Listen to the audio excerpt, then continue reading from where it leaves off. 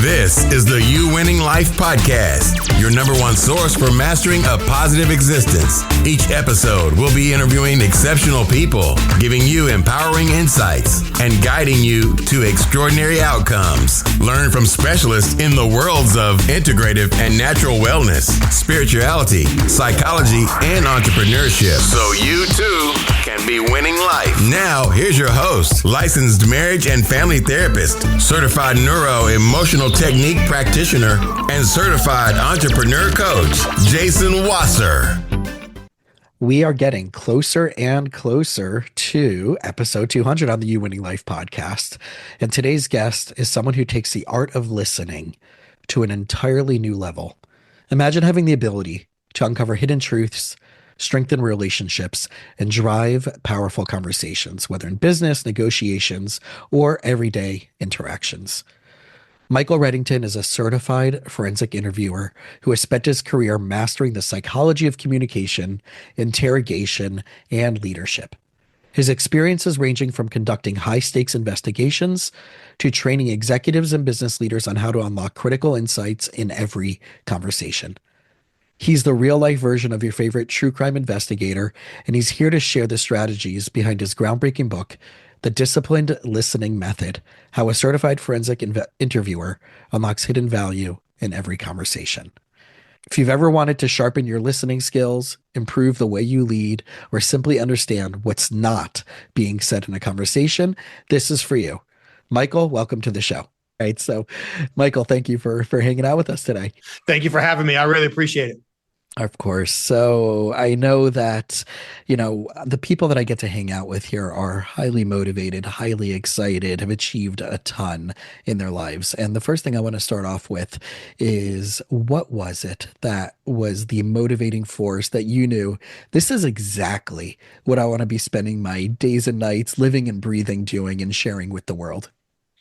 Well, I appreciate you asking. And there's probably stages to that. I don't know that there was one real moment. So I grew up believing that I was going to be a special education teacher and a baseball coach. And I was trending in that direction. I actually started my career that way. Then I had some friends talk me into trying the financial industry. And it only took me 2 years, 1 month, and 2 days to decide this is not what I'm going to do for the rest of my life. Went back to school to get a business degree, juggled part-time jobs. And as they say, yada, yada, yada, that's how I ended up in investigations. But I would say, and this is 100% true, I don't think I've ever told it this way before, that the first moment I was like, yes, this is for me. I had done several interrogations for the company that I worked for. Thankfully, it had been successful. So my district manager at the time sent me to this training course because he was going to hand over a bunch of other stuff to me. The training course happened to be perilously close to where a very good friend of mine lived. So I stayed at his house the night before and managed to get a couple hours of sleep after closing the bar. So I walk into this interrogation class morbidly hungover and was sitting in the front row because I was the last one there. For everyone that's ever, this is all true, for anyone that's ever been in like a seminar in a hotel conference room, I got stuck in the middle seat in the front row because I was the last one to walk in. There was the pitcher of water that's on the table for 3 people. I looked at the guy to my left and picked up the water and put it in front of me. Like, this is mine for the rest of the day. Nobody can say anything about it. But this is true. I was completely hungover, and about 2 hours into my first interrogation session, realized that my girlfriend at the time was cheating on me. And I was like, you know what? Now that I'm putting all these dots together, I think I can be good at this. Like, I think this is for me. And so as my interrogation career continued to build and I continued to have success, I ended up having some mentors, as anybody who has success in their career does. And they breathed that passion into me. I'm trying to remember if it was one specific interrogation. It probably wasn't. It was probably a series. For me, what really fascinated me the most, and now I'm rambling, I know we don't have all day, was not getting people to say I did it, but it was, and you might be able to identify with this, it was understanding why human beings will share sensitive information under vulnerable circumstances in the face of consequences. Like, you've never told anybody else this before, but yet you're telling me. That's fascinating. And so that's what really lit my fire. And then once I got into teaching interrogation, it was literally the first class I taught. Like, I'm back in teaching, which is what I thought I would do, connecting with people. And then to do what I do now, to finally wrap up answering a question I think you asked me 25 minutes ago, I was working with a group of CEOs in Ireland, and one of them really took me under his wing. Porrig is the guy that brought me out there. He's amazing. And he was one of several, but he was probably the tipping point where he really got me fired up about taking what I was doing in investigation rooms and bringing it to the business world and the world outside of interview and interrogation. So I would say that those would be sort of the stepping stones, or the dominoes, if you will, how they fell and how I ended up doing what I'm doing. But you are right. I definitely feel like I'm doing what I'm supposed to be. It's so exciting to hear this because, the first thing I always talk to my clients about, and that I'm always pushing myself personally for, is, seizing in your mission and your purpose, and asking good questions is quintessential to making that happen. And as a therapist, the funny thing is, when I was deciding which therapy program to go to or what I wanted to do, actually, there was a quick story. I was working in student programming on a college campus, and I wasn't sure if I was returning to this position. And one of my students, who was finishing her senior year and graduating, was actually going to a conflict resolution program as a master's degree. And so, funny enough, not even knowing there was such a thing as conflict resolution, sat down and was like, "So what are you doing next year?" I'm like, "I don't know. I always thought I should be going into therapy because my job doing student programming, 80% of my day is actually talking, and not just the program side, but getting the relationships with the students and helping them with their lives." And it was that reverse engineer of what am I not looking for versus what I am looking for. And I remember going to a therapist a few years before that who asked me questions that no other therapist asked me. And I remember asking them, what was that training? What was that model? And they're like, "Oh, it's not psychology. It's from the world of marriage and family therapy. It's systemic. It's relational." And just like what I'm hearing you say, like to bring out something that the person in front of you wouldn't answer comes from asking the right questions. And in our pregame, you said to me, "Tell me which one doesn't suck. Tell me which possibility of what we could talk about doesn't suck." And I love that because that's my favorite thing to talk about with my clients is let's reverse engineer the process. So can you just unpackage that logic? Because people weren't here for our pregame conversation, but that's what you asked me. Like, tell me which one of these options doesn't suck. Talk to me about the mindset and a little bit about that, like, how people can use that to help them solve some things in their life with themselves and maybe even with others. Yeah, dude, another great question that I can't answer in an hour. But I love your what am I not looking for? Man, I love that so much. So there's lots, probably different places that this came from. I've got to give a lot of credit to how my dad, I mean, my mom and dad are still alive and together. But when I think about how like my dad taught my brother and I to think and problem solve and those things, it comes back there. But even in investigations. So oftentimes conducting investigations, my career, the types of investigations I did were mostly white collar corporate. I did a fair amount for law enforcement too, but they were mostly white collar corporate type. In the very early stages of my career, if I didn't really have the evidence, I wasn't getting the conversation. But as my career went on, those variables got kind of shifted depending. And then towards the end of my investigations career, we never had evidence. Like if somebody had evidence, why would they pay us to come in? So in order to really make sure that we were trying to solve the right problems, asking us that, what am I missing? What am I not seeing? What am I not thinking about? Asking ourselves those questions, either individually or with our investigation teams, became critical because there's always something we don't know. Always. Maybe it's important, maybe it's not, but it's always out there. So honestly, a funny way that I learned, you mentioned reverse engineering, which is one of my favorite phrases. When I went back to school and I was juggling those part-time jobs that I yada-yada'd over, one of them was an elevator mechanic. I was an assistant elevator mechanic. The guy I worked for ended up being one of my biggest life mentors ever. And there's funny accidental stories about how this all came together. But there were multiple times where we thought the elevator was done. We hit the button and nothing moves. And talk about like I don't want to swear in your podcast, but an oh crap moment, right? Like, I thought we were done. Now what do I do? But the problem solving was reverse engineering. You start with the last thing you did, and then you kind of move backwards towards the first, and you go through the most likely issues and opportunities. So that whole thought process of reverse engineering problem solving, I guess, was first formalized for me in that environment, but then came through in interrogations. So I love that outlook of what am I missing? In fact, this still comes up occasionally, but when I used to teach investigations and when I used to teach interrogations, now I spend most of my time working with leadership teams and sales teams and HR teams, teaching them how to employ these strategic observation and persuasive communication techniques in their conversations. But in investigations, I used to straight up tell people, your job is to investigate to try to prove people innocent. And then I would watch them look at me like I was the crazy person in the room, which for a record, I might have been, just not for this reason. And it was, if you go in trying to investigate to prove somebody that you're guilty, you will find a reason to think they're guilty. You will find a reason to think my mom committed a crime and she's a saint. But if you go in and you think, well, wait a minute, I got to try to prove this person innocent. Now, to your point, I'm forcing myself to answer the questions I didn't think of, to consider these other possibilities, to turn over as many rocks as I can. And now at the end of this process, if I can't prove that somebody's innocent, that doesn't mean they're guilty, but it's much more likely that I'm on the right track with the right person and I'm open to these additional opportunities. So hopefully I managed to answer your question. I'd love to drone on it, but man, just hearing you say that, I love it. Well, I can see this situation, with someone who's working, young professional. They've been working with their company maybe a year, 2, 3 years, 4 years, whatever it may be.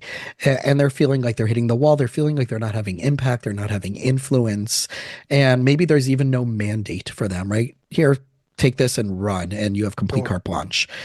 Right. The one side is I hear a lot from my entrepreneurial clients that, one, there's no clarity. Two, they don't feel like the higher ups are really rooting for them, supporting them. It's just kind of like, report back to me, do the job, or consequences, right? Sure. So I'm wondering, taking this approach, right? This idea that, the innocence, but in this situation, your higher ups are looking for you in favor. They are wanting you to succeed. Yeah.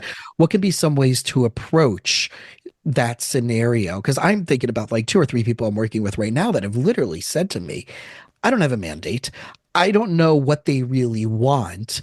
If I ask them specific questions, I get vague responses back. Mm-hmm. What do I do? All right. I love all of this. So from an initial standpoint, I believe we're in alignment. Of course, your bosses are rooting for you or want you to do well. They wouldn't be paying for you to do the job if they wanted you to fail.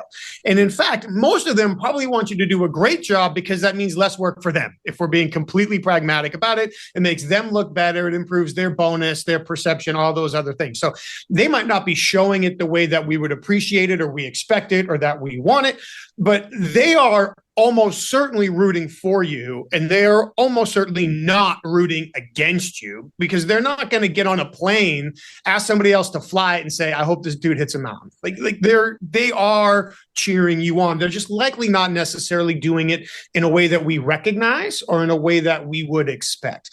And yes, ambiguity breeds stress. We all love clarity, myself included. Ambiguity breeds stress, and stress kills. Stress kills our motivation. It kills our problem solving ability, all of these things. So one of the things that can be very difficult for people to do, and if from a therapist perspective, I start crossing any lines or stepping on toes, do cut me off.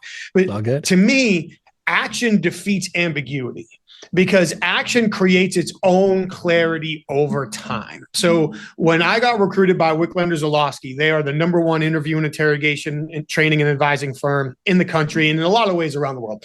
And so they recruited me. I'm flying out for the interview. And to be honest, it was my dream job. I mean, you asked me about like, when did I know this is what I wanted to do? It was before they called me, but when they called me, like, damn sure that is what I want. And so my dad traveled when I was young, and I really at this point in my life hadn't been traveling, certainly not to the degree I do now. So I'd always heard that O'Hare Airport was a monster in Chicago. It is. My schedule is I fly out. I was living in Jersey at the time, so I got to fly from Newark to Chicago, get a rental car, drive to the suburbs in time for a lunch, and then after lunch they're going to interview me. I don't want to be late.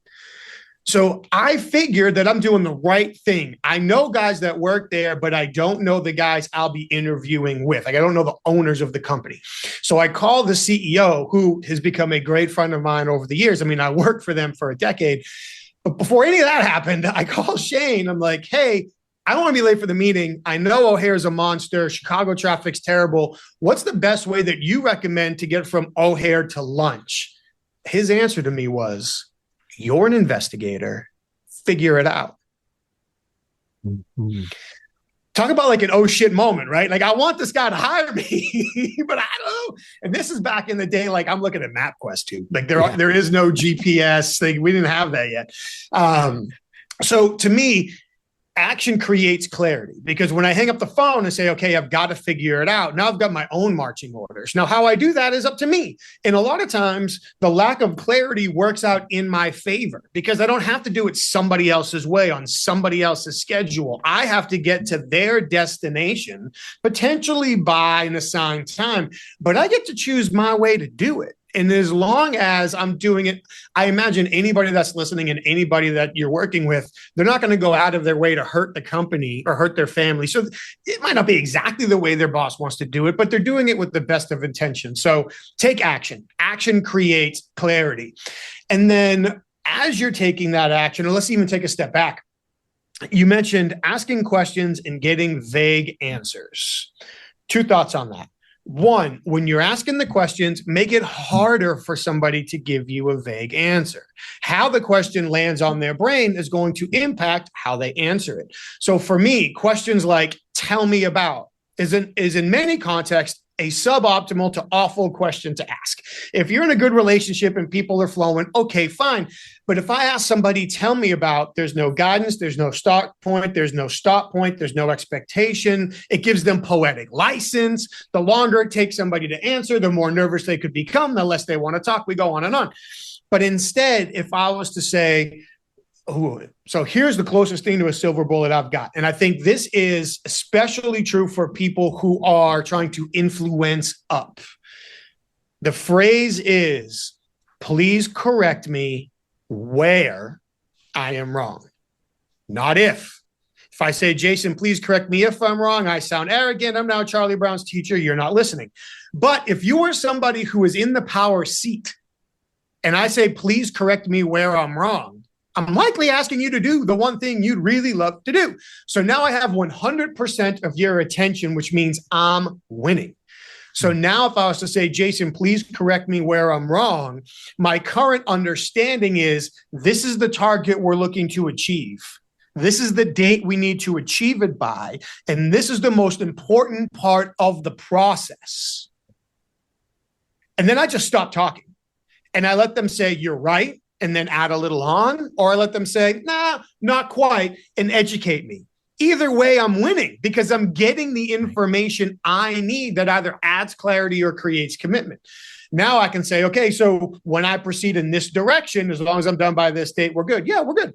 So that please correct me where I'm wrong is one of my close to a silver bullet go-to to get people to open up and give me what I need without having to ask.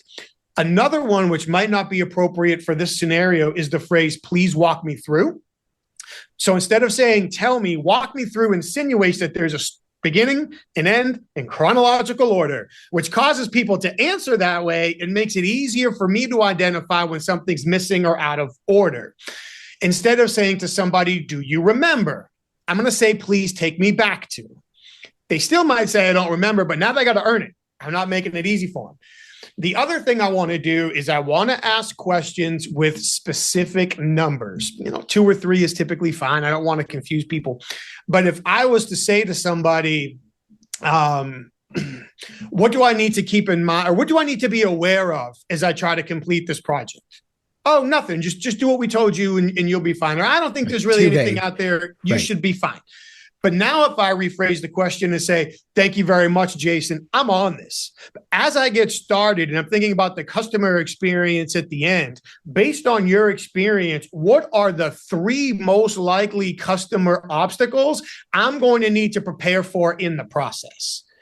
The odds of you getting a specific answer to that question are way higher. And maybe they don't give you 3, maybe they give you 1 or 2, but brother or sister, you're winning because now you've got the thing you need. I could keep going, but let me pause there before I accidentally run all over your show. But to me, those are different ways so spot on. It's so spot on because I'm reflecting back to just the different models of marriage and family therapy, right? Very solution oriented, very strategic in its languaging. We have a lot of Milton Erickson hypnosis logic embedded in it, even though we're not necessarily doing hypnosis. We have a lot of his logic and languaging, right? Obviously, that also informed NLP and some other models out there that came subsequently. But I see such a strong, powerful relationship between these type of conversations and maybe in a forensic or negotiation type of situation, and what I'm doing in my world. And I love asking this question of, especially with couples, it's tell me what you're looking to solve, but don't tell me what you no longer want. In other words, people are so likely to come in and say, well, what's the goal? Why are you here? Well, we don't want to fight anymore. Okay, great. So what would be the opposite end of that? If you were no longer fighting, what would you be doing instead? Oh, well, we'd be yelling less. So it's still focused on that negative languaging versus me challenging them up front. I don't want you to use the phrasing and logic, right? That mindset of all the negative things. Well, we wouldn't be getting along. We wouldn't be communicating, right? All the we wouldn'ts. If those things were solved, what would that then allow you to do without that negative framework? And it takes them sometimes me challenging them and stopping them 2, 3, 4, 5 times because our brain and our neurology is so wired that way. So I love hearing what you're saying in that regards of, well, okay, so what are the 2 things you and your partner can be doing now? You and your spouse can be doing what you and your child can be doing that is now freed up that you've always wanted to do that you haven't been getting around to do because of those things that you no longer want. It's hard. And I'm wondering like what it is from your perspective that helps them start to put this into play or helps them to think about these things. Because there's one thing to be like, okay, I'm going to put these tools into place, but then there's, that shift in overall thinking, overall worldview. Is there something from your perspective, and maybe this is something your book gets into and your trainings get into, but that allows us instead of being like, okay, this is a tactic versus this is a mindset? Man, another great question. So the easy answer is yes, but to dive into it, especially when we're talking about like relationships, when people are like, well, that's a tactic and that's a technique. Well, everything we use is a tactic or a technique if we're being completely honest about it. So now what's the outcome we're looking to generate? Oh, a happier, healthier relationship. Well, then as long as everybody is aware that we're on track to the same goal and we're being transparent about it, then using tactics or techniques actually is a great thing. It's not a bad thing. So when it comes to shifting somebody's worldview or mindset, my experience, and I would love your feedback on this, has been more often than not, that's not a one question or a one conversation deal. It takes consistent communication, consistent opportunities over a period of time. One of the other things that we find often is it's really difficult, I hate to say impossible, but we got to be close, to solve an emotional problem with a rational solution. And I feel like that's where a lot of people struggle. And we'll get back to personal in just a second, especially professionally. You get somebody who's, and these are shoes that I've been in, a younger professional working for somebody who's been in the industry a long time, has their experience, has their perspective, and they're resisting something that is just an obvious idea to other people on the team for great reasons. And we keep presenting this emotional person with these rational arguments. And then we get mad when the rational arguments don't win. Well, until we solve the emotional issue, the rational alternative doesn't stand a chance. Right. So that's kind of one layer. If someone does have a fear, I mean, this is now getting into a little bit of the EQ conversation, right? When someone is that more rational personality style, right? They're very logical, they're very didactic, they're very practical, there's facts, everything is ones and zeros, black and white. how does one challenge them from your perspective, if you were working with them, to be able to understand other realities, other perspectives, even if their logic and facts are accurate from their Yeah. perspective and even from the maybe like a third party, right? Mhm. And you have this other person who's a little bit more emotional. How do you get that hyper rational person to sit in emotion? Because for me, it's all about vulnerability. It's all about talking about diplomacy, and letting that person understand what diplomacy looks like. It's not always bull in the china shop. But what are some of the things that you've encountered and you've worked with those hyper rational, no Yes. nonsense, the break balls type of Yep. personalities to swing Yep. to the other side that, F your feelings, emotions are for the weak type of paradigm? Sounds like we met a couple of the same people. Yeah. Um, for me, it is, and it takes time. Usually, it's not easy. It's not a one shot, one kill situation, as we're talking about F feelings, one shot, one kill, whatever. But it is shifting people to an outcome focused mentality. So if you and I are in a conversation, I'm hyper rational, you're a little bit more emotional. This actually just happened to me last week. A buddy of mine called. He's a financial advisor. He received some emails from an over emotional client the night before. He's about to talk to them. So he calls me. He's like, hey man, here's what I'm getting into. How do I get through to them?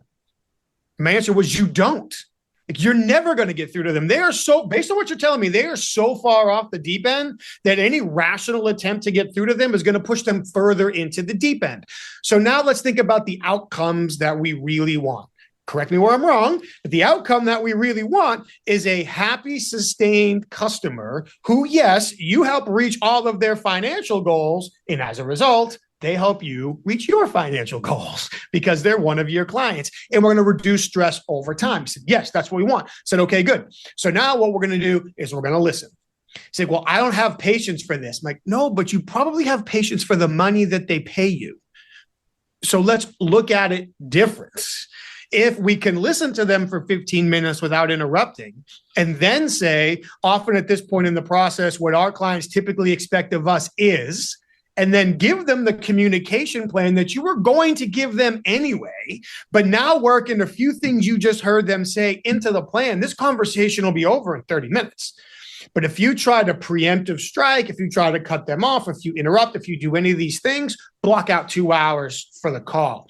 So a lot of it is working to get, I'm backtracking here, I apologize. Often when we lose control in the moment, and I would love your thoughts on this as a therapist, when we lose control in the moment, we interrupt somebody, we cut somebody off, it's because the value of satisfying the emotion we're feeling at that moment surpasses the value of achieving the greater outcome. And if I can stay focused on the greater outcome, when that emotion flares, it's valid. I can be right. I can tap myself on the back for why I'm angry, frustrated, impatient, whatever, but then I can swallow it. And I can wait until I have a more appropriate course of action because the outcome is more valuable than the emotion. So it's a longer path, but trying to get people to think that way. And then the last thing I try to coach people, not the last thing, but for this answer, one of the other things I try to coach people to do is think to yourselves, that's a valid perspective. It might be invalid to you, but it's valid for them. So in my mind, if I can say, well, you're supposed to think that way, that's a valid perspective. This is probably gonna be the lamest analogy anyone's ever used on your show, but it's like if you have two boxers or two martial artists getting ready for a fight. Of course, they're talking bad about each other. Well, he's too afraid to fight. He's trying to get out of it. He's dodging me. He won't stand up. He won't wrestle. They're supposed to say those things because they're trying to get the other guy to fight them. Maybe they think them, maybe they don't, but that's what they do. I'm not getting into politics, but some of these are negotiations that bleed into the media. Yeah. They're supposed to say these things, whether they believe them or not, because it's how the game is played. So if we can understand that, we can do a better job compartmentalizing our emotions to valid perspective, focus on the outcome, and then find the right path forward. Yeah, I'm just resonating on the Cobra Kai and No Mercy, as I just finished the last episodes of the new series. But nice. Right. So I think a lot of this has to do with self-awareness at the end of the day, and it's not a light switch where you either have it or not. There is an probably an infinite amount of layers and levels to self-awareness. And when you're saying this person can have a valid point of view, even if I think it's invalid, that takes a massive ego check that I would dare to say a lot of people don't know yet how to process that. And if you're struggling with that, that's where a good therapist comes in to work on that, because if it's showing up in one area, it's probably showing up in other areas. And I see this all the time in my couples. I see this all the time in the entrepreneurial space. I see this a lot of time with those very high powered entrepreneurs that are, again, sometimes they can be the bulldozers, even though they have big hearts, but they're not, it's vulnerable and scary to show that big heart that they have. So I think, to partly say what my feedback would be on that is that whole Brene Brown, that vulnerability is a superpower. It's not potential kryptonite. Yeah. And if you can lean into, and I love this phrasing, and I said it a minute ago, and I don't know where I came up with it. It's communication. When we talk about the word communication, I would much rather use the word diplomacy as a substitute for communication, because we all communicate whether we realize it or not. Good, bad, indifferent, body language, verbal, nonverbal. So a lot of my clients will come in and say, we're having communication issues. Well, of course you are, because we're not taking into consideration history, culture, gender, trauma, intergenerational themes, life stuff, right? All those intersecting things. I do believe it's where can someone check their ego and say, where I end and where you start are, like you said, the word valid, but also what am I losing out on by not getting curious versus I need you to agree with me. Yeah. And then if you do need everybody to agree with you, what's that about? That's probably a better question for you to answer. I just think insecure, but that's a better question for you to answer in depth. For me, I'm very fortunate that the team that I worked with, when we got called into investigations, multiple suspects, no evidence, everybody had already been interrogated, nobody had confessed. That was a couple of weeks or months before we ever get involved. So in order for us to build the bond necessary to encourage the commitment to tell the truth, we have to go in. Yeah, we got game plans and techniques, but it has to be ego in the back pocket. I have to connect with somebody else until, in so many words, they show me what they need to experience so I can give it to them in order to get what I want. So one of the things that we have to learn, and this is one of the core components of the disciplined listening method, is real successful communication is entirely dependent on your counterpart's experience. So I could sit here and say, what do I need to do to be a better listener, a better communicator, a better questioner, a better interviewer? I'm not a therapist, a better therapist, whatever it is. But it's really, in the context of this situation, what does this other person need to experience in order for them to commit to choosing to say or do what I need them to say or do? And if I can give them that experience, the odds of me getting the outcome I'm looking for skyrocket. But if I make this about, well, this is how I feel, and this is how I want to say, and this is what I think is right, and this is my perspective, I'm headed for disaster. And that's honey versus the stick anytime. Yeah. Right. And again, I do see this just, and I'm thinking about some of my listeners who I know are dating, and they're trying this in relationships, and they want to get to know somebody. Right. And again, it goes back to that fear of I want to ask good questions, because obviously, if they're dating and they're dating for serious purposes or not just dating to date, but they also don't want to come across as interrogative, but they also want to share what's important to them. And I find a lot of times they'll share what's important to them, but they'll come across, again, in that very well, my way or the highway. This is what I want. Do you meet my qualifications?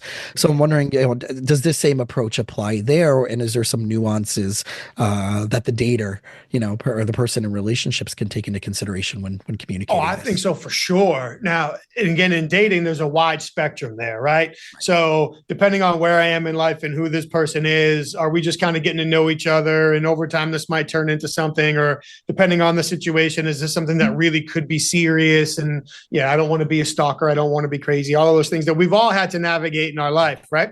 But when we talk about getting that information, I'm going to start. I know we want to focus on the positive, but I'm going to go to one negative first. Please be very careful asking questions with implied expected answers. If you ask somebody a question and there's an obvious right answer to that question, whether it's true or not, don't be upset if that's the answer you get and you find out later it's not true. Because the way we asked the question, or when or how we asked the question, made it obvious that there's only one good answer to this. So I'm going to give it to you. So work hard to avoid those to keep us out of that trap. So would we call that a leading question versus an open, like I'm trained in open-ended questions, right? Versus a leading question. Yeah. And I think even I agree. But I think with those as a baseline, Yeah. No, I totally agree. But I think the implied expected answers are like the cousin of the leading question. Like, you could still ask somebody a leading question and they feel like they at least have some freedom for where to take the answer. I mean, there's obviously a direction you're trying to take them, but like with an implied expected answer, some of the obvious ones, and it is a leading question, but if you haven't done this, have you? Well, obviously you want me to say no. You'd be open to this? Would you be open to this? Like, it's a yes or no question. It's not necessarily leading. Would you be open to this? But in the context of the situation, yes is good, no is bad. So I'm going to say yes. So I 100% agree. But I feel like those implied expected answer questions could even be worse than just your standard leading question. Even when we're asking the open questions, one of the things that I've learned and I do consistently, and I'll talk about my relationship with my wife as well and my son, is what we call it in the discipline listening method is illustrate before you investigate. And my side was using the word investigate in relation to relationships, right? But if I think of each question as its own little investigation, what I need to do is illustrate especially if it's a high impact question, if it's a sensitive question, the more sensitive, the more high impact, the more important this becomes. I want to take a second to illustrate my understanding of the situation, show a little situational awareness, I guess to say, before I ask the question. So if I'm dating somebody and I want to figure out what's something that won't get me canceled, let's just say if they might want to have kids in the future or something like that. I think that's pretty fair depending on how serious the dating is. If I ask somebody, so what do you think about having kids? Or do you want to have kids? Or I can't wait to have at least 5 kids. Do you want to have kids? Like, now there's only one good answer to these questions. And depending on where we are right now, are we happy? Are we fighting? Are we on vacation? Did we just get a hotel? Are we out to a fancy dinner? Are there people at the table? Like, the situation could really influence how I answer the question. Right. Whether it's what I think or not. So think about when you ask the question, not just how you ask the question. But now if the question is, a lot of times when I think about my own situation, there's days where I can't wait to start a family. Then there's days where I probably should wait. There's days where maybe I don't want to at all. I do think that generally a big part of my life at some point in the future would be having kids. So understanding that things change in life and circumstances all the time, I'm just curious, what would be a scenario where you would really be excited about starting a family? So now I'm not asking you, do you want kids? First, I'm illustrating that honestly, I'm back and forth on it sometimes. Yeah. Because no matter how bad somebody is dead set on having a family, I guarantee you they woke up at least one day and was like, I don't know that I want to do that. So it's not a lie. So or wanted to shove it back into the womb and be like, let's start that one over. Which doesn't happen. Yeah. Hypothetically speaking. Right. So now, because I've illustrated that I've kind of gone back and forth, I've shown my vulnerability. It's easier for you to be vulnerable. Now, instead of asking you, do you want kids? Do you not want kids? How many kids do you want? It's what would be a situation or however I asked the question the first time, what would be the situation or the circumstances that would make you want to have kids? Now it gives us a comfortable way to have the conversation where it's not about what I want. It's about the situation where I think that would be prudent, better? Yeah. Is it based on finances? Is it based on career? Is it based on where I live? Is it based on the size of the house? Is it based on the car I can afford? Is it based on how old I am or how long we've been together? All these things are fair. And now we have the opportunity to have a conversation as opposed to, do you want to have kids? I'm not sure. Well, if you're not sure if you want kids, I want to have kids. So why are we wasting our time? Well, because we have an open tab, and up until 5 seconds ago, we were really enjoying each other's company. So how we ask the question, we talk about a lot, focus on the issue, not the person, focus on the resolution, not the consequences. Yeah. A funny example, and I'll shut up after this, is in my house, we only have one child. My son is young. And so for parents with multiple kids, you might not think I'm a real parent. We'll agree to disagree, but I get where you're coming from. So generally, when we get up in the morning, I'll get up first. If you can't see me, I'm bald, so I get ready a lot quicker than my wife. So I'll get up first. Then my wife will get up. We'll get my son up. And then I will start taking care of my son and our dog. And then Brooke and I kind of hand everything off back and forth until we're out of the house. But generally, it's up to me to wake up, get Gabe up and feed the dog and let the dog out and do all that stuff and get that going. When my wife, then this ended up, the funny story is I wrote this in the book before getting her permission. She found it in the book. Hilarity ensued. But she would come out of the bedroom and on her way through the living room and through the kitchen, often towards the laundry room where her clothes were, she would say, "Did you feed the dog?" Now, anytime we ask somebody the question, did you or didn't you, that feels like an accusation, whether we mean it or not. Just like or the question command. why. The question why feels like an accusation, even if we didn't mean it. So when she says, "Did you feed the dog?" my answer is, of course I fed the freaking dog. That's my job. I do it every day. Now, in fairness, there's certainly been days I forgot. Today might have actually been one now that I think about it, to be honest. But I tell her, yes, I fed the dog, but I feel, as silly as this example is, attacked.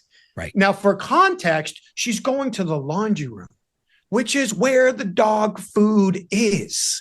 So she's not attacking me. What she's thinking is, Mike, I'm on the way to where the dog food is. Should I get some for Daisy while I'm there? But instead, the question comes out, did you feed the dog? Right. So we laughed about it. And now the questions are, does the dog still need to be fed, or has Daisy had breakfast yet?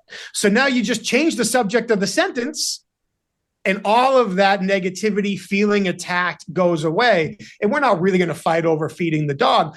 But a lot of times, if we're in a relationship and we're trying to figure out, wait a minute, how did this fight start? Like, how did we get here?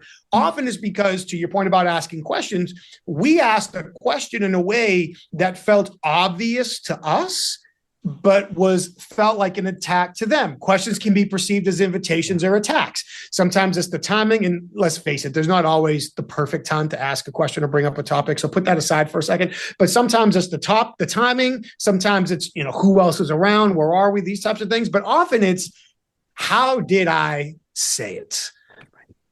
Diplomacy. Yeah. And I'm reflecting just on two things. One is in the business world where they talk about handling objections, right? And all of the ways that you can hear what they're saying, but then make it much more macro by reflecting back their wording and maybe even implying, I'm wondering if this is what you really meant by that. Help me understand, or help correct me if I'm wrong, right? Like you said before, that help me, right? Correct me if I'm wrong or where I'm wrong. And two would be this idea of, in graduate school, one of our professors in our internship, or on site, we had a student clinic, which was super cool. Many people don't know this, that we had something called a reflecting team, which is big in the MFT, marriage and family therapy world, where you have the student therapist, or sometimes even a licensed therapist, in the therapy room, and you have the one-way mirror where the team can call in. So it's kind of very much like what you see on TV with observations and FBO, all those type of things, except we're there to help out, right? And I remember Dr. Annalyn Schooley, shout out to you, talked about the 5, never ask the why question, only ask who, what, when, where, and how. But never ask the why, because then there's a judgment, there's a right or wrong answer, right? We're not looking for the binary, is this right, is this wrong? We're looking for the context in which it made sense to that person. To me, you just hit the biggest word, context. You mentioned EQ earlier. Call it situational awareness, calling contextual awareness. You mentioned personal awareness earlier, self-awareness. But that situational awareness, contextual awareness is so key for probably for many reasons. But the top two are: one, if I want to understand why somebody said or did something, the context that they made that decision is extremely important, because they likely would have handled the situation differently under a different set of context. So what's the problem I'm trying to solve? I have a young son. Thankfully, the trouble or issues he gets into now are nothing, right? But I have to be aware that how I'm handling the situations we run into now are setting his mental expectations for how we're going to run into it when he's a teenager or older, and there are much bigger consequences attached. So it's all very important to understand the context he's making decisions in, help his little mind wrap around what drove him to make the decision, not just what he said was wrong or did was wrong, but understand what was going on when it happened so he can learn to identify and adjust for those factors moving forward. But then also for us, I fully believe that for over 90% of the people I ever interrogated, they would have made a different choice if they were in a different situation. That doesn't absolve them of responsibility or accountability or consequences. They got to own all that. Had they been in a different situation, they would have made a different choice. And that's part of being human. So if I can understand that, now I can do a better job being empathetic and being aware and being diplomatic, as you mentioned, and doing these other things to create the resolutions and relationships that we need, as opposed to I'm right, you're wrong, I'm smart, you're dumb, I'm in charge, you're not. I would love your thoughts on this. And then again, I'll be quiet. I keep running on. But I feel like we were all operationally conditioned how to talk by adults when we were kids. Correct. Parents, teachers, coaches, church mentors, Boy Scouts, Girl Scouts. If you had a lot of fun, maybe a cop or two, but these were the people that taught us how to talk. So now that we're adults, unless we intentionally try to unlearn what we have learned, we end up talking to adults like kids. Yes. Which only makes things worse, but we don't realize it because it's how people talk to us our whole lives. But we have the opportunity to break that cycle if we focus and put the effort in. Man, I talk about the adult temper tantrum all the time. And when I see, whether we're talking about, not to get into politics, but when we're seeing, watching any hearings or any, even in campaigns, what you're witnessing is really just an adult temper tantrum, sure. Or as Willy Wonka and the Chocolate Factory very much called it, right? The Veruca Salt personality. I want the world and I want the world now type of personality, which if you look at Veruca Salt as that character, and then imagine that this is how so many adults are running around the world. That really is why, it is. I go back and forth between calling it the adult temper tantrum or the Veruca Salt syndrome, right? And just listening to that is, again, it goes back to that again, diplomacy, self-awareness, doing your work, figuring out what's triggering you, both verbally, non-verbally.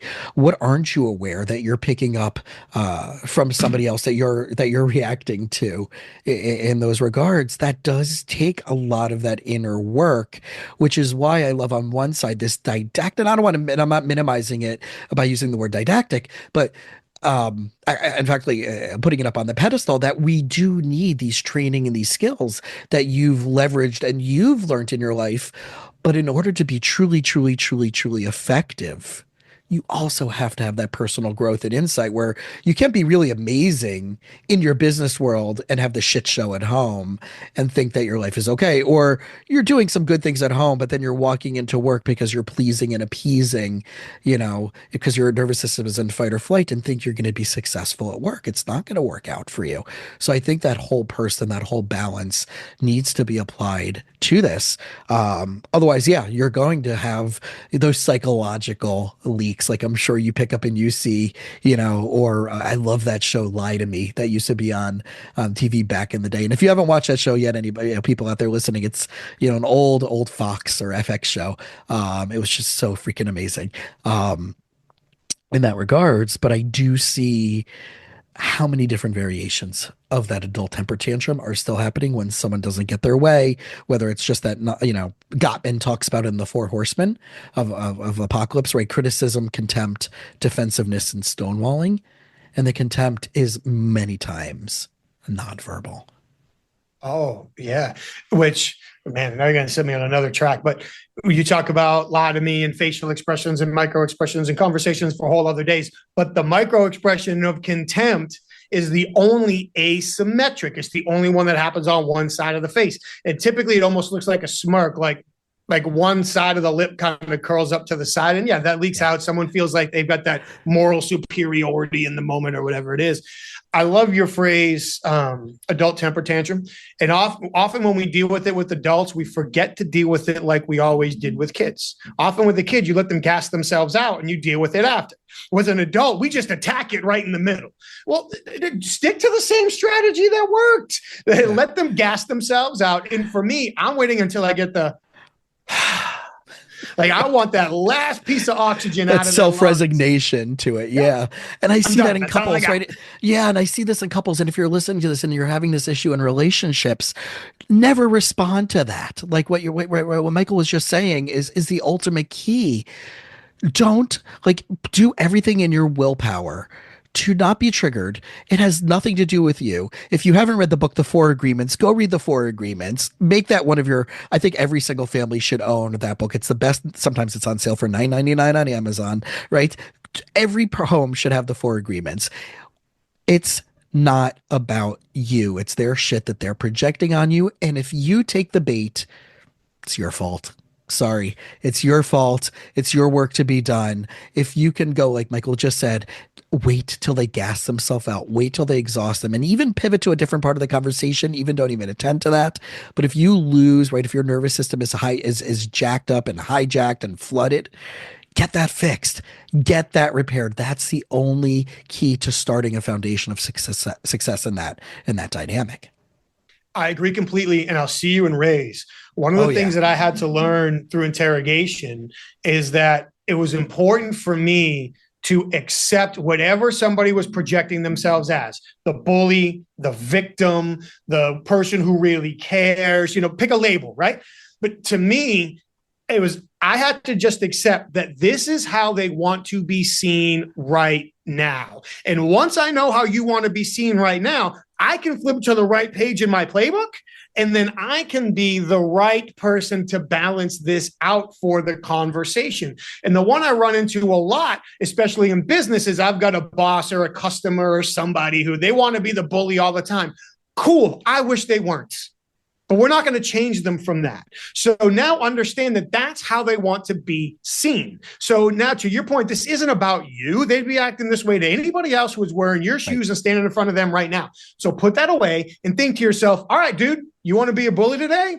I wish you weren't, but seeing you declared early who you want to be, you gave me plenty of time to get to the right page and figure out who I need to be to use your approach to get me to where I want to go. So I couldn't agree more. Yeah. Yeah. What a good place for you to share about the book and about the website and everything you're doing. So, and also you have the podcast. So let's just take a few minutes and share a little bit about those. I appreciate you asking. Thank you very much. So the book is called The Disciplined Listening Method, How a Certified Forensic Interviewer Uncovers Hidden Value in Everyday Conversations. And it really is, I hate to use the word thorough because like we talked in the beginning, I missed something somewhere. There's no doubt about it. Nobody wants to read a 600-page book, as my publisher told me. But it is hopefully an exhaustive look at research, experience, and stories from the world of investigative interviewing, business conversations, and family conversations to give people the strategic observation and persuasive communication skills in order to encourage people to share sensitive information under vulnerable circumstances in the face of consequences. And everything we talked about today and so much more is there. If people are interested in the book, learning more about the book, it's available on Amazon and Barnes & Noble. If they want to learn more about it first, the website is disciplinedlistening.com, which is also where they can find the podcast. It's called I See What You're Saying, the Disciplined Listening Podcast. And we have guests on from all over the place to talk about unique perspectives on how we can improve and employ different communication techniques. If they're looking for more from me, that's at michaelreddington.com. All of my interviews and articles and things are there. The company is Inquasive, INQUASIVE.com. So if anyone's interested in the training programs that companies ask us to facilitate for their leadership teams, management teams, sales teams, HR teams, they can find that all there. not the biggest social media guy, to put it mildly, but if anybody's interested, Michael Reddington, CFI on LinkedIn would be the place to really connect on social media. I'd be very happy to. Make sure you mention that you heard me here. I'll accept it. I'll follow up with a note. Happy to continue the conversation. Awesome. And then last question that I now am starting to ask people is there a book that you believe, obviously, in addition to your book, that is a must read? And it doesn't necessarily have to do with the field that you're in, but something that you've just loved and you're like, man, like, like I said, the Four Agreements is something I think for, $9 to $11, everybody should have in their home. Is there a book like that you feel that everybody should have in their home? And is there an album that you think everybody should have listened to from any point in your life that you're like, man, just want to open? That one's a little bit more dangerous to answer, but the book one, yeah. So I'll answer both. For books, absolutely. So if people haven't read George Kohlreiser, Kohlreiser, I might have that I and the E reversed. Sorry, George. He's written 2 amazing books. The one that I recommend starting with is called Care to Dare. It is the best book on leadership and interpersonal communication I've ever read in my entire life. It's based on attachment theory and many other things. He teaches at IMD in Lausanne, Switzerland. He is amazing. I can't recommend that book enough at all. So that would be one. I also highly recommend reading anything Robert Cialdini has ever written, Cialdini. He's the godfather of persuasion. I would start with one of 2 books, either Influence or Persuasion. Influence was really his first, and Persuasion is probably his latest. But I would start with either one of those 2. I've been very fortunate to build a relationship with Robin Dreek, who's a former FBI spy recruiter, spy catcher. He's awesome. He's got several books. I would recommend starting with The Code of Trust. I've also been very fortunate to build a relationship with Kwame Christian, who's host of the Negotiate Anything podcast. He's amazing. He's written a couple of books that are great, but the one I'm going to promote here, he wrote a book called How to Have Difficult Conversations About Race. Oh, the book should really be called How to Have Difficult Conversations About Anything. And he and I have had this conversation on air, so I'm not insulting his work, I promise. Yes, it's an awesome book about how to have difficult conversations about race. But if you took the word race out and put any other topic there, the same process applies. So I highly recommend that book. I'm actually looking over my camera here at my bookshelf. I'm a nerd, so I could go on and on. For people who are looking to get the most out of their lives and their potential, Aaron Salko wrote a great book called The Ninth Stratum, which is the science behind and strategies for achieving our full potential in our personal and business lives. So you got to pick that one up. Dude, I could go an hour probably just recommending books. But I think if you start with those, you're in great shape. It's funny that I'm now like reflecting back on I'm getting close to episode 200. I'm like, why haven't I done that question more often, including the second one, which you said could be a little bit dangerous. Yeah. But throw an album at us. So you're asking like a music, punk rock kid, a heavy metal kid, man. A hardcore kid, the album question. Man, which ones would I say? There's a lot. So I don't know. I think I have almost 90 gigs of music on my iPad, it's not an iPod anymore, right? I guess it's on my phone now, iTunes. But albums that I would say, I'll go artist instead of albums. Okay. But I would go Social Distortion for sure is one. I'm trying to go ones that would be like more down the middle for people to try, not like but I would go Social Distortion for sure. If people are into, why don't I do this? So maybe if you're into country music, here's some people you may never heard of, but you should be listening to: Jesse Dayton, Dale Watson, trying to think of some of the Whitey Morgan, Jackson Taylor. Again, there's more, but check those out. If you're into, like I said, I'm a punk rock guy, and I couldn't really tell you any of the new punk rock bands. I'll throw one at you, Face to Face. Yes. Oh, you want to start talking Fat Records? We can start getting into Pennywise and Lagwagon. Yeah, saw them all Warped Tour in the 90s. Some old Bad Religion. Yep, the Vandals. In the mid-90s, dude. I'm ready to go. I have my Warp Tour press pass from 1996 or 97 Warp Tour still that I got the Nice. VIP pass that I somehow got hooked up with a crazy story. But yeah, but I just, I want to hear it's that. just what that was, it was Not so now, good. not now, but I want to hear Right, yeah, this. but yeah, 311 I think headlined that thing, but that was the first time I heard Lagwagon and some other bands. But yeah, I'm just laughing because like I should have asked these questions more often, and Yeah. to open up people. It's funny. Just and we'll wrap up with this. I put on randomly somehow Beck came to my mind, right, and everybody knows right the I'm a Loser Baby song from the 90s. But what an amazing just going through some of the playlists streaming yesterday, just the melodies in the song and the craftsmanship that people don't know besides that where it's at and I'm a Loser were the two biggest songs ever. But he's got some really beautiful melodic. We're talking about 90s alternative rock and even the 2000s. But just someone who I re-stumbled back on and have just in the last 24 hours of like people need to go back and take a look at Beck one more Yeah. time and just listen to stuff that wasn't on the radio. So Yes, anyway, please. Michael, Whatever you yeah, listen to, not what's on the radio.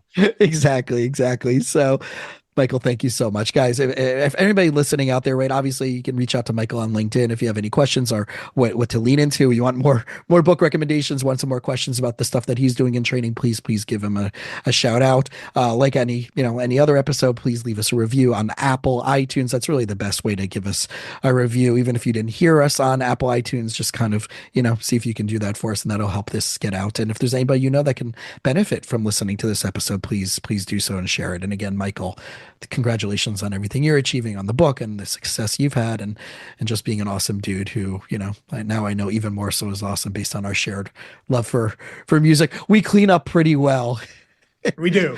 even though I had even though I've been to too many Real Big Fish concerts over my life. So Got rid of all those Jenko jeans a couple of decades ago. Never had the Jenko, but I did have the skids back in the day in the early 90s. So nice. yeah, if we're gonna date ourselves here. So all right, everybody, thank you again, and we're looking forward to seeing you. Thank you.